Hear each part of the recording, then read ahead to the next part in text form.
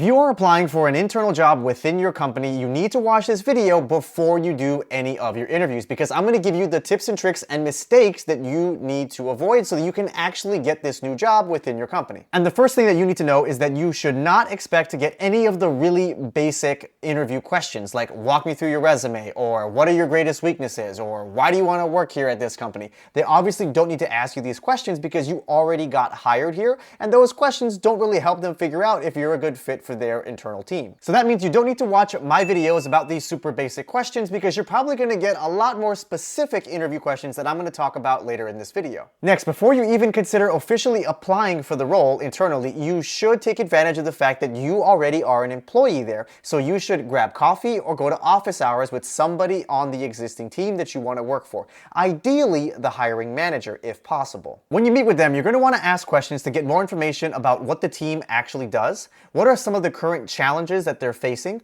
What are some of the immediate projects that you'd be working on? You're going to want to get background information on the role, like is it a backfill or is this a net new position? If someone is leaving the team, why are they leaving the team? And what skills or experiences does the manager really care about when they want to fill this position? And you're going to use all this information to customize and tailor your upcoming interview answers. Use this information to help you choose which projects that you need to be highlighting and talking about during your interviews, and it'll also show you if there's a skill gap that you need to proactively address if you want to land this internal role. Now, along those same lines, if you have a friend, or even better, a former colleague who is on this new team that you want to work for, have them put in a really good word for you. Have them talk to the hiring manager before you even apply. Ask them to tell them about some of your greater accomplishments and some of the cool projects that you worked on together. Have them vouch for you and say that you're a really good worker and a good teammate and you'd be a really good fit on the team. Now, this is especially important if you are doing a bit of a career switch, or if you're changing domains or focus areas or product areas. Speaking from personal experience, this was the only way I could actually switch into technical recruiting from my non-tech recruiting role. I had one of my former colleagues talk to the hiring manager and put in a really good word for me.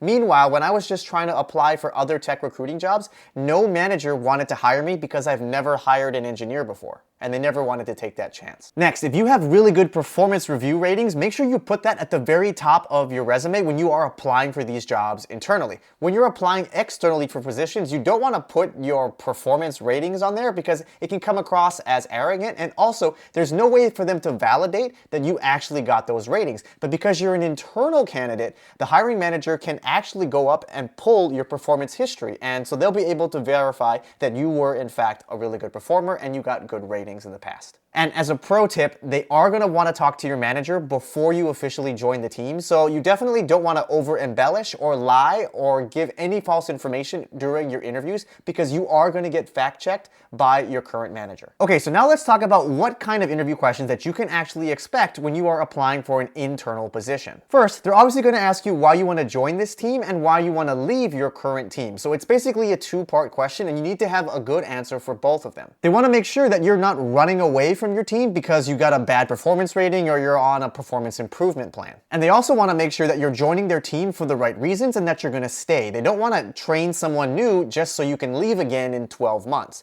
And they also want to make sure that this aligns with your career goals and make sure that you are a good culture fit and match for their team. Now, because this is an internal interview, you can be a little bit more honest than when you're applying for external companies. Like when they ask you, why do you want to work here? You don't really want to divulge your true intentions and motivations. But for your internal switch, you should talk a little bit about what your career goals are, whether that's gaining a new skill or getting in a role that has more scope to actually better position you for a promotion.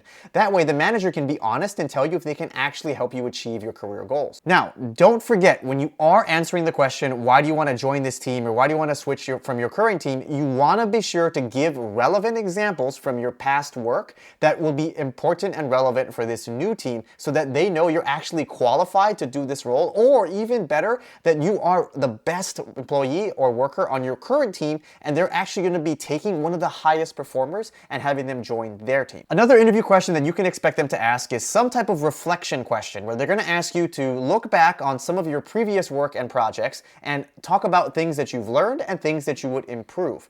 Or sometimes they may even ask you about some negative feedback you've received in the past, how you've handled it, and what you've done to improve over time and not make those those mistakes again. Now, if they do ask you a reflection question, make sure you don't bring up a really big mistake that you had made in the past unless they specifically ask you to talk about a mistake. They really just want to see if you have a level of self-awareness and how you receive feedback. Now, you can earn bonus points if you talk about a time where you proactively asked for feedback and how you implemented it over time. And this is very important. You need to talk about what you learned from some of your past mistakes or past projects, what you would do to improve and fix them over time, or if you made a mistake, how you would prevent that type of mistake from happening with you and with everyone else on your team. You would usually do this by creating some new type of training or updating or improving some type of process or fixing some upstream or downstream dependencies. Next, some companies will actually allow you to apply for and interview for a promotion level transfer within the company. So if you are applying for a promotion transfer type job, you need to be able to talk about all of the work and accomplishments that you've done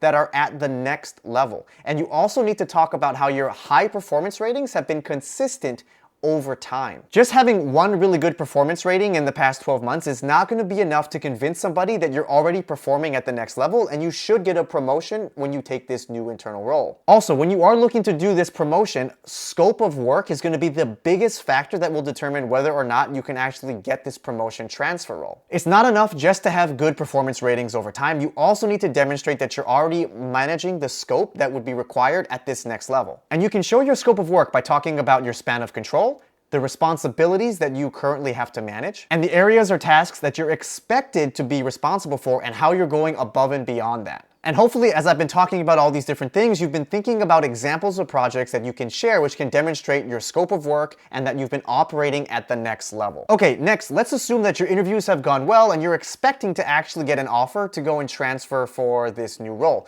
Make sure you don't tell your manager that you're planning on switching roles or joining a different team until you actually get that offer. Because if you tell your manager that you're thinking about switching and you're applying for another team, it's going to be super awkward if you don't actually get that role and you have to stay on your team because your manager knows you're not happy and you don't really want to be there. And keep in mind, both managers are going to need to talk to each other before you can officially transfer for your new role because they're going to want to double check your performance ratings, talk about any performance areas of improvement, and they're going to want to agree on an official start date where you can actually transition your work from your old team and join the new one. But you don't need to tell your manager until the end of the process. Now, regardless of the outcome, whether you got this position or you didn't, you should still ask for feedback, which is something different and unique because you are applying for an internal role. As a recruiter, we can't give any feedback to external candidates because it opens the company up for potential legal actions and ramifications. And even if you get the job offer, you still want to ask for feedback because you'll learn what your internal brand is within the company. I actually know people who interviewed well internally for their new job within the company, but they still didn't get the role because they have a really bad reputation. And people would talk about how they're really difficult to work with or that they can be rude and abrasive sometimes. And even though they're a really good engineer and they've been on the team for 5 years, they still weren't selected for that new role or for that internal promotion because of their personal brand. So you should always ask for feedback to figure out where you stand and what your areas of improvement are. Okay, so now you know how to ace your upcoming internal interview questions and some mistakes that you want to avoid.